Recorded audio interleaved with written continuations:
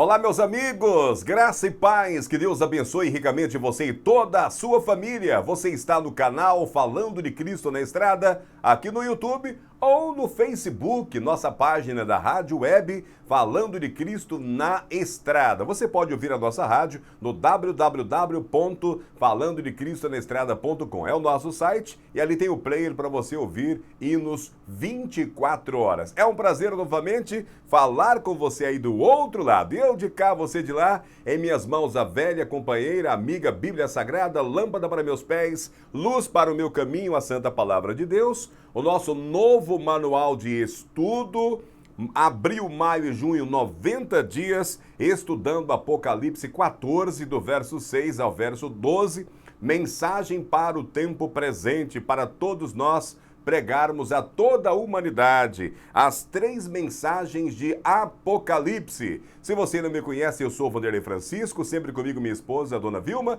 Estou em casa, aqui na cidade de Rolim de Moura, Rondônia. É nossa página no Facebook, minha esposa alimenta muito bem essa página, sempre tem mensagens de reflexão, tanto no Facebook, também no Instagram. Então, siga o nosso Instagram Falando de Cristo na Estrada, siga a nossa página no Facebook, Falando de Cristo na Estrada, e aqui no YouTube, capricha aí no like, faça o seu comentário, compartilhe, indique para outras pessoas, assista o vídeo que é mais importante, e se ainda não se inscreveu, se inscreva para o YouTube ver aí a relevância do trabalho e passar também a indicar para outras pessoas. Vamos fazer o vídeo de maneira bem fácil, utilizando as redes sociais para pregar a palavra de Deus. Vamos orar para começar o nosso estudo de hoje? Oremos. Querido Deus, amado Pai, em sua presença novamente, pedimos perdão pelos pecados e falhas e lhe agradecemos, Senhor, porque o Senhor está conosco em mais um estudo e o seu Santo Espírito estará guiando esse trabalho. Nos use e nos capacite e seja com cada um dos amigos abrindo o coração e o entendimento para a recepção e a prática da sua palavra. Nós te oramos, nós te agradecemos, em nome de Jesus. Amém. Amém. Pega a sua Bíblia aí em espírito de oração, nos acompanhe nesse estudo maravilhoso.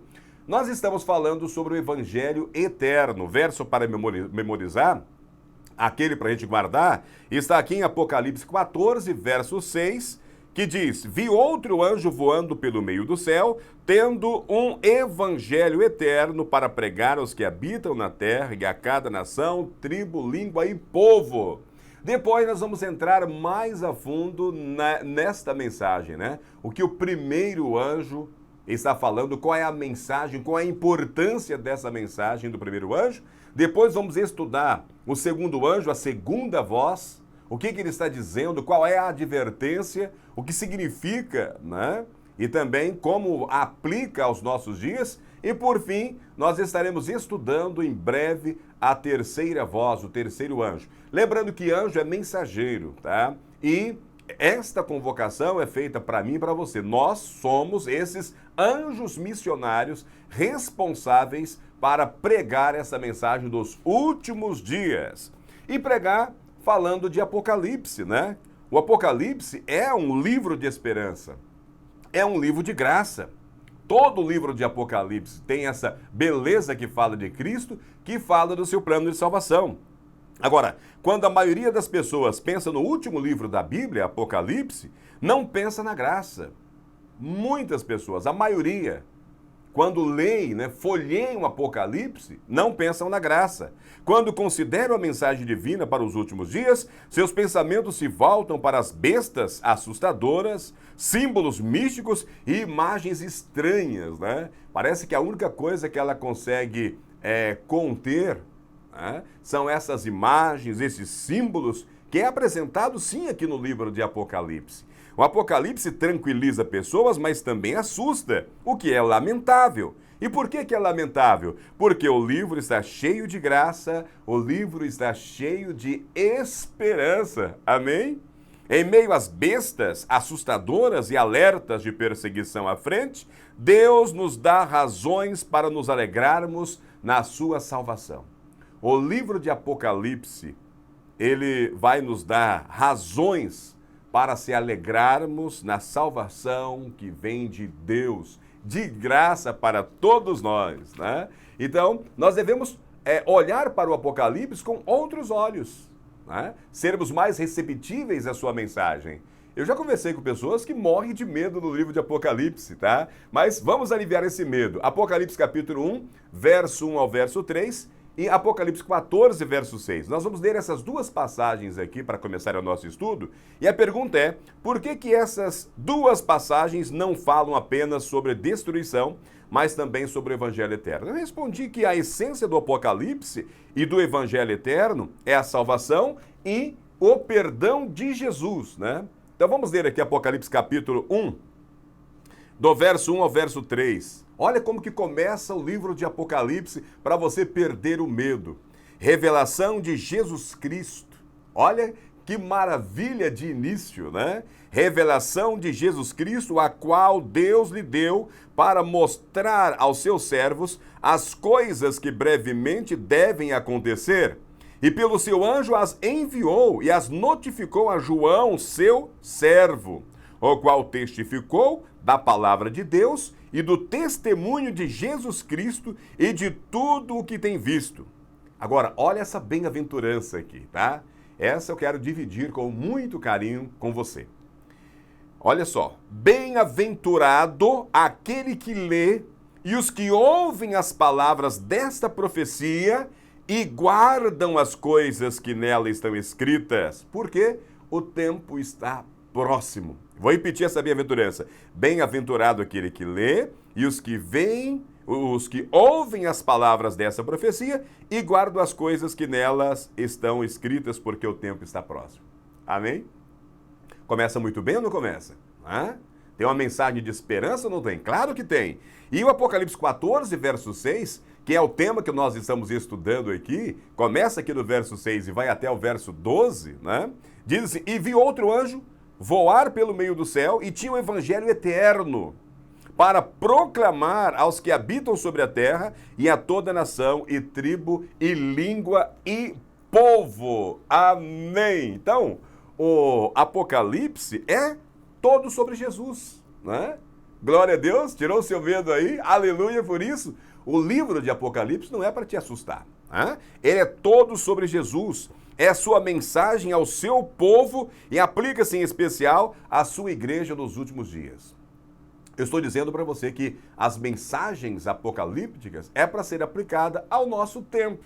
Eu já falei para vocês aí, através das profecias de Daniel, nós aprendemos, né, os historicistas, que o tempo do fim bíblico começa a partir de 1798, depois da grande perseguição, né? A gente vem lá de Daniel capítulo 2, a sucessão de reinos, Babilônia, Medo-Pérsia, Grécia, Roma primeiro imperial, sobre o domínio dos reis, depois Roma eclesiástica, né, sobre o domínio dos papas. E esta última aí domina de 538 até 1798, onde acontece a Revolução Francesa, né, com Berthier prendendo ali o Papa Pio, né? E aí termina a supremacia papal e começa, portanto, o que nós chamamos de tempo do fim. Então nós estamos vivendo o tempo do fim, né? Então, esta mensagem, ela se aplica para nós, principalmente para nós. Esta é a mensagem presente que deve ser pregada. Então, por isso que nós estamos aprendendo aqui como nós vamos transmitir essa mensagem para as outras pessoas, né? Pois é. No livro, Cristo é descrito como o cordeiro que foi morto e uma bênção prometida aos que leem, entendem e agem segundo as verdades reveladas. Então, primeiro, nós vamos ler, né, ou ouvir aí, nós vamos ser receptível a essa palavra, nós vamos agir segundo as verdades nelas reveladas. Agora, se for para entrar aqui e sair por aqui, ou entrar aqui e se perder, não está valendo, né? Essa bem-aventurança não é para aqueles que, de maneira descuidada, apenas faz uma leitura superficial. É para ler e aplicar. Agora, de acordo com Apocalipse, capítulo 1, versos 5 e 6, Jesus é aquele que nos ama. Pelo seu sangue, nos libertou dos nossos pecados e constituiu reino, sacerdotes para o seu Deus e Pai. Amém? Nós somos um reino de sacerdote. Eu tenho falado, né? Da importância de saber que você, mulher, é uma princesa, nós, homens, somos príncipes, né, deste reino. Agora, ao mesmo tempo que isso é privilégio, isso também nos chama a atenção para a responsabilidade. principalmente do nosso comportamento, em todos os sentidos, né? Nosso comportamento em todos os sentidos. Em Cristo somos perdoados. A graça perdoa o nosso passado. A graça dá poder ao nosso presente. E a graça, ela nos oferece esperança para o nosso futuro. Pode dizer amém aí, pode ficar alegre. Eu estou dizendo aqui que essas mensagens lindas, de graça, de perdão, de misericórdia, de conforto, está aqui logo no início, né, do livro de Apocalipse. Ou seja, em Cristo nós somos libertados da penalidade também do poder do pecado. Qual é a penalidade? Aquele que pecar morrerá, né? A penalidade do pecado é a morte. Agora, pecado é a transgressão da lei de Deus. João escreve isso, né? Que pecado é a transgressão da lei de Deus. E nós temos aí uma ampliação com uma série de pecados que podem nos tirar do reino do céu. Agora, quando nós pecamos, então a nossa culpa é culpa de morte. Agora, através da graça, do sangue de Jesus, nós somos libertos dessa penalidade. A morte que deveria recair sobre mim, recaiu sobre Jesus. E somos libertos também do poder do pecado, chama-se santificação, né? Quando nós colocamos Ele em primeiro lugar, aceitamos como Salvador, passamos a aceitar também como Senhor, Ele é o Senhor, não é mais o pecado. O pecado não tem mais poder sobre a nossa vida, quem tem poder agora sobre a nossa vida é Jesus. E em breve, então, nós seremos libertos da presença do pecado. Quando? Quando Jesus retornar. Aquilo que é corruptível se revestirá de incorruptibilidade, né? Seremos transformados, glorificados e teremos um encontro com Jesus Cristo nos ares. Amém? Essa é a mensagem do último livro da Bíblia, o Apocalipse. Notaram aí? A mensagem é linda. Então muitas pessoas ficam com medo do livro de Apocalipse, focando ali naqueles símbolos, naquelas bestas, né, com cabeça, chifres, né, que são realmente imagens assustadoras, tá?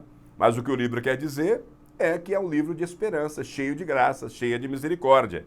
O Apocalipse é uma mensagem urgente, cuja proclamação é retratada primeiro como um anjo que voa rapidamente no meio do céu, tendo o evangelho eterno. E eu tenho falado aqui que esse anjo é você e eu, tá? Nós somos convocados, estamos convocados para pregar esse evangelho eterno. E o que nós estamos fazendo aqui? Nós estamos aprendendo o que é o evangelho eterno. Como é que você vai falar da Bíblia se você não conhece a Bíblia, né? Como é que você vai falar das 3 mensagens angélicas, que é o chamado cristão, né? Que todos deveriam ter gravado na memória e no coração? Como é que você vai falar dessas 3 mensagens se você não sabe o que significa, qual a importância, né? Então, o evangelho pode-se fazer essas perguntas. O evangelho, salvação pela fé em Cristo, morte expiatória de Cristo por nós, a promessa da vida eterna, não pelo que podemos fazer, mas pelo que Cristo fez por nós. Tudo isso está no início das 3 mensagens angélicas? Exatamente. Tudo isso está aí no primeiro versinho, né? No primeiro verso, verso 6. Apocalipse 14, verso 6. Fala de todas essas coisas que eu fiz aqui como questionamento, tá? Então, o que é o evangelho eterno, né? Ao passar essa mensagem para outras pessoas, o que é o evangelho eterno? Observe que Apocalipse 14, verso 6, o início das 3 mensagens angélicas começa com o evangelho eterno. O anjo está voando, né, pelo meio do céu com o evangelho eterno para pregar a todas as nações. Se não compreendermos a profundidade do evangelho, nós perderemos todo o sentido das 3 mensagens angélicas. Então, as 3 mensagens só farão sentido para você e para mim se você ter aí um conhecimento do que é o evangelho eterno, né? O que esse evangelho quer dizer? Qual é a promessa? O que tem nesse evangelho de importância para mim e para você? Se não entendermos o evangelho, jamais poderemos entender plenamente as questões descritas nas mensagens dos 3 anjos. Ali vai falar de juízo, do juízo divino. Muita gente, né, e muitas religiões, muitos púlpitos pregam que não tem essa história do juízo divino, que não há um tribunal no céu, que não há um juiz celestial, né? Então nós precisamos conhecer o evangelho eterno, porque esse evangelho eterno ele vai falar nessa mensagem da hora do juízo divino, dito ali em Daniel principalmente. Ele vê tudo isso, nós vamos estudar isso nos próximos vídeos. Apocalipse vai falar também disso, né? Também não entenderão sobre a queda de Babilônia. As pessoas ficaram até magoadas quando a gente falar, né? O que a Bíblia fala, quem é Babilônia hoje, né? Lembra que Babilônia vem lá de Babel, a Torre de Babel, onde eles queriam construir ali aquele arranha-céu, né? Para chegar ao cume ali, para que não fosse mais atingido pelo dilúvio. Deus já havia falado que não acabaria mais o mundo como dilúvio, agora eles queriam salvação pelas obras, né? Não, nós vamos construir algo que vai nos proteger, que vai nos salvar desse Deus irado, né? Então eles queriam se salvar construindo, e ali Deus manda confusão de línguas. Então Babel significa principalmente desafio a Deus, pessoas que desafiam a Deus, pessoas que rejeitam a graça de Deus, salvação pelas obras, e principalmente Babel significa grande confusão. E há uma grande Babilônia hoje? Há uma grande confusão? Claro que sim, né? Você vê aí até as religiões, né, se atacando, pregadores se atacando, né? Então por isso que eu tenho chamado as pessoas para ir à Bíblia, tá? Independente da religião que você frequenta, né? Dependente da denominação religiosa cristã que você frequenta, da doutrina que você aceitou, tá? Eu quero que você se volte para a Bíblia, para o Evangelho eterno. Como nós vamos entender a marca da besta sem conhecer o Evangelho? Olha, tem muita gente, né? A marca da besta já foi até aquela anteninha em forma de V das televisores antigas, né? Dos televisores antigos. Quando saiu o código de barra, não, a marca da besta é o código de barra. Não, o código da besta é um chip que será implantado às pessoas. Olha, já estão implantando o chip em tal país, em tal lugar. No Brasil está fazendo teste, né? Até vacina já falaram que é a marca da besta. E não tem nada disso, né? A marca da besta é um poder. A marca desse poder religioso. E aqui na Bíblia nós vamos aprender que esse poder não é só um poder religioso, ele é um poder religioso e político como era Roma, né? Roma eclesiástica, né? Era um poder político e religioso que perseguia todos aqueles que seguiam a palavra de Deus, todos aqueles que se colocavam contra, né, o que eles ensinavam. Por exemplo, a venda de indulgência, né, naquela época era considerado hereges. Então todos aqueles que se colocavam ao lado da Bíblia e contra esse poder político e religioso representado por Roma eclesiástica, né? Leia a história aí de 538 a 1798, Idade Média, né? O que aconteceu? Então, esta marca, está falando da marca deste poder que vai voltar, né? Se Deus tem uma marca, Deus tem um sinal, né? Você lê ali em Ezequiel, capítulo 20, né? Se você lê Ezequiel, ali você já vê uma marca de Deus, né, que é dada ao seu povo, né? Então, as pessoas têm dificuldade de compreensão justamente por defender doutrina e não praticar o que está escrito na palavra de Deus, tá? Vamos ler aqui alguns textos. 1 Coríntios capítulo 15, do verso 1 ao verso 4, Paulo escrevendo, também Paulo escrevendo Romanos capítulo 3, 24 e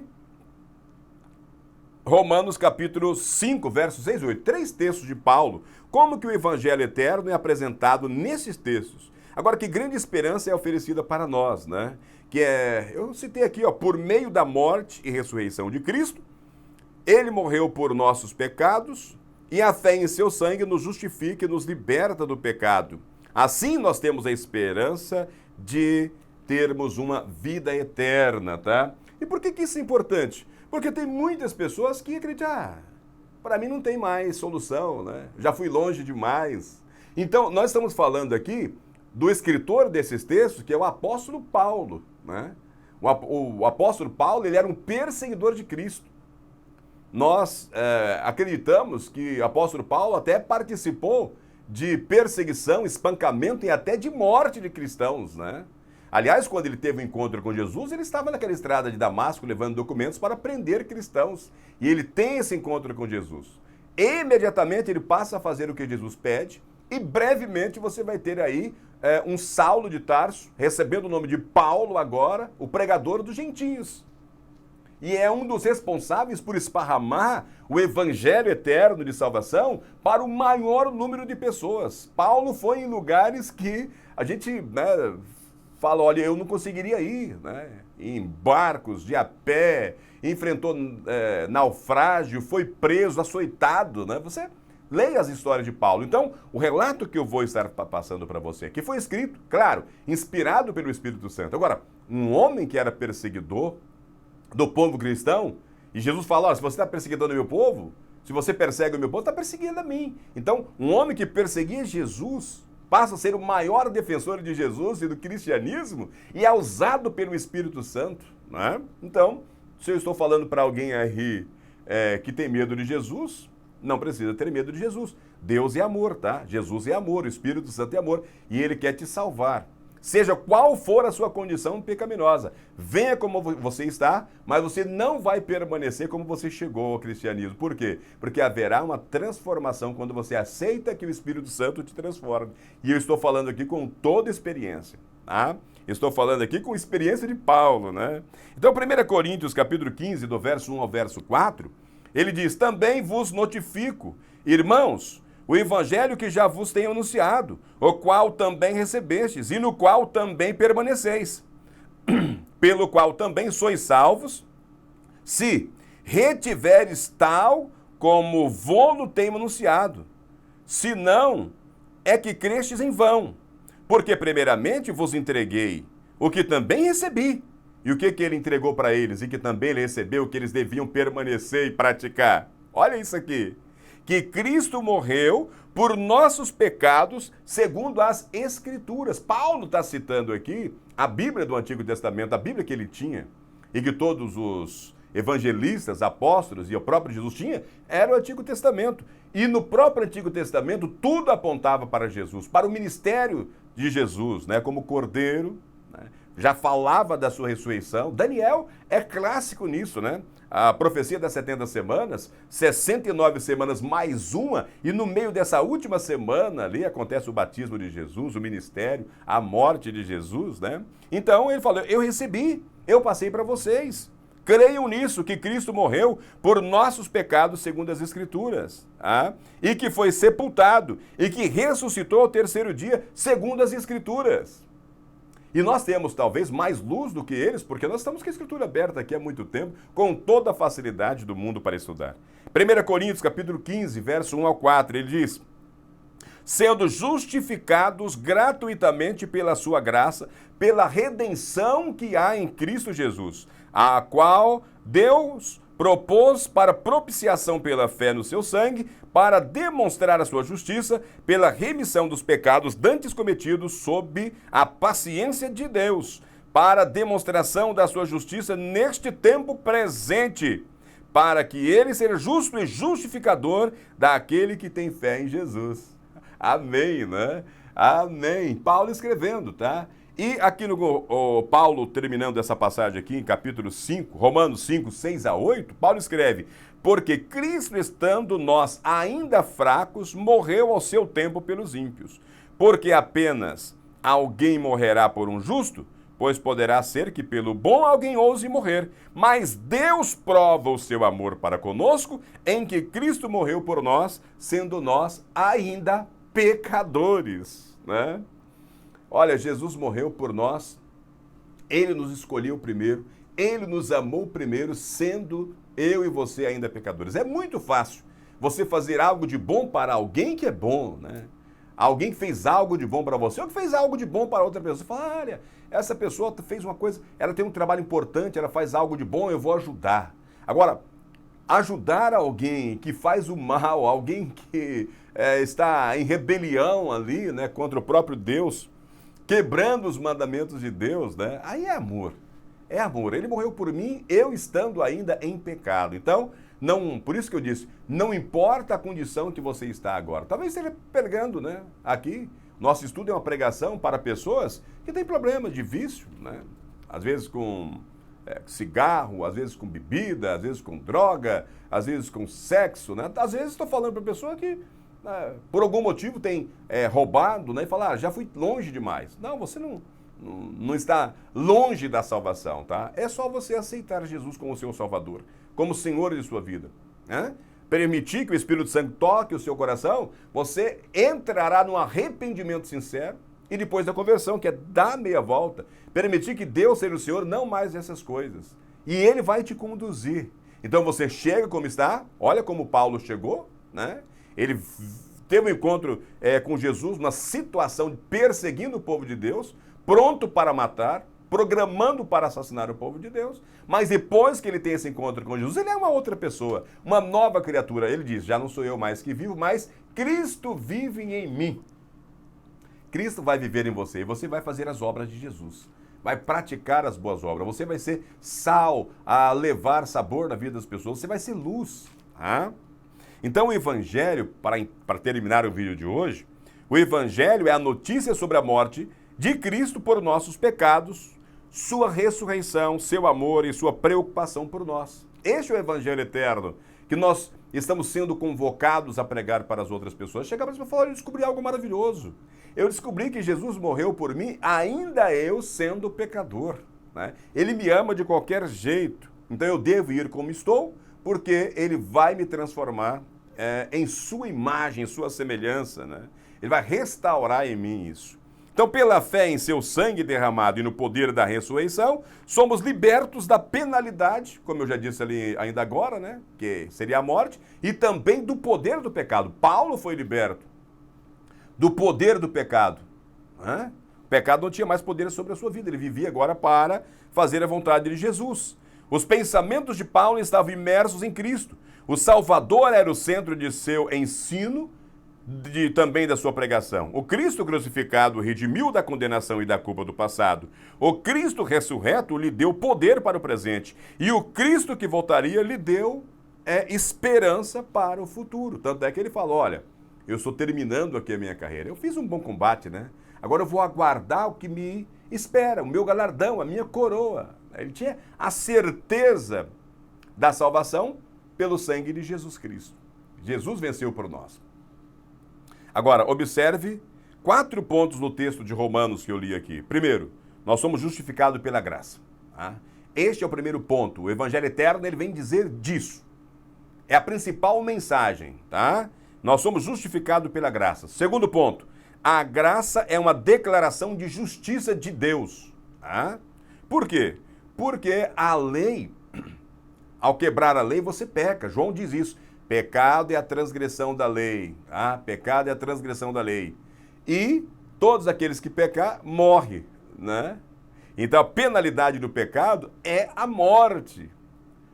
A lei não podia ser mudada, porque a lei é eterna, escrita pelo próprio Deus de Deus. Por isso que Jesus tem que morrer no nosso lugar. Aqueles que não aceitam a morte de Jesus propiciatória por você, ele vai ter que morrer. Né? Por isso que nós pregamos, é melhor você aceitar Jesus. Por quê? Porque a morte que caiu sobre Jesus vai cair sobre aqueles que não aceitam a morte propiciatória de Jesus em seu lugar, a graça de Jesus, a misericórdia. Então a graça é uma declaração da justiça de Deus. Terceiro ponto, a graça justifica os que pela fé aceitam Jesus. Ela não justifica a todos. Tá? Ela não justifica a todos. Aqueles que não aceitam, não aceitam. Né? Quarto ponto, Deus demonstrou seu amor por nós enquanto nós ainda éramos pecadores. É um outro ponto importante. Ele demonstrou o seu amor por você e por mim, enquanto eu e você ainda éramos pecadores. A graça não pode ser comprada, não é obtida por mérito próprio, a graça não é nem sequer merecida. Né? Jesus morreu a dolorosa morte que os perdidos morrerão, experimentando a plenitude da ira do Pai, ou o juízo contra o pecado. Então, ao mesmo tempo que nós estamos falando de esperança aqui, nesse momento Deus está te ofertando perdão e salvação gratuita, né? Agora aqueles que rejeitaram terão a morte de Jesus. Ele foi rejeitado para que pudéssemos ser aceitos. Morreu a morte que era nossa para que pudéssemos viver a vida que era dele. Né? Amém? Então, irmãos, é de admirar que, essa pergunta, né? É de admirar que a salvação seja pela fé sem obras? O que as obras, mesmo as mais bem intencionadas e santas, acrescentariam ao que foi feito por nós na cruz? Nada, né? Nada. As nossas obras, elas não podem acrescentar nada na obra expiatória de Jesus em nosso lugar. Todo o ministério dele, né? O ministério dele aqui na terra, da sua morte, ressurreição, ir ao céu, né? Abrir o livro com os selos, né? Ser ali o nosso advogado, sacerdote, sumo sacerdote, né? Então todo esse ministério de Jesus, tudo que nós temos. Agora, o que é importante a respeito da obra? É que a obra ela revela, né, a nossa aceitação, revela o nosso amor, o nosso comprometimento. Né? Eu fui salvo do pecado e não no pecado. Né? Então, Paulo praticava obras péssimas, né? Obras ruins, obras más no passado. A partir do momento que ele tem um encontro com Jesus, passa a obedecer a Jesus, passa a fazer a vontade de Jesus, ele passa a praticar boas obras como resultado de alguém que foi salvo pela graça. Então, a prática das boas obras, a prática da obediência à lei de Deus, é o resultado de uma pessoa que aceitou a salvação pela graça e pela misericórdia desse Jesus tão bondoso que te ama e que não desiste de você. E se ele não desiste de você, nós também não. Amém? Amém, né? Então, que Deus nos abençoe. No próximo estudo, então, nós vamos falar sobre uma história de graça. Essa história de graça é apresentada aqui nas 3 mensagens angélicas, né? Nós estaremos falando, então, sobre uma história de graça no nosso próximo estudo. Oremos. Querido Deus, muito obrigado pela mensagem que o Senhor nos enviou hoje, que possamos aproveitar essa mensagem para o nosso deleite, para a nossa salvação, e que o Espírito Santo nos use para levar essa mensagem também para as outras pessoas. Nos ajude a pregar o seu santo evangelho. Nos ajude a ser o seu anjo missionário. Nos capacite. Que o Espírito Santo trabalhe em nossa mente. Que faça todas as transformações necessárias. Nós nos colocamos à sua disposição e eu apresento essa pessoa que está aí do outro lado assistindo o vídeo ou ouvindo agora, que o Senhor possa abençoar ricamente. Querido Deus, muito obrigado em nome de Jesus. Amém. Que Deus abençoe você e abençoe toda a sua família, viu? Pense nisso, um forte abraço e até o nosso próximo estudo, até o nosso próximo encontro. Por isso, coloca o sininho de notificação aí, é importante. Se não se inscreveu, se inscreva, viu? Eu conto com você aqui no ID para nos ajudar a pregar a palavra de Deus. Amém?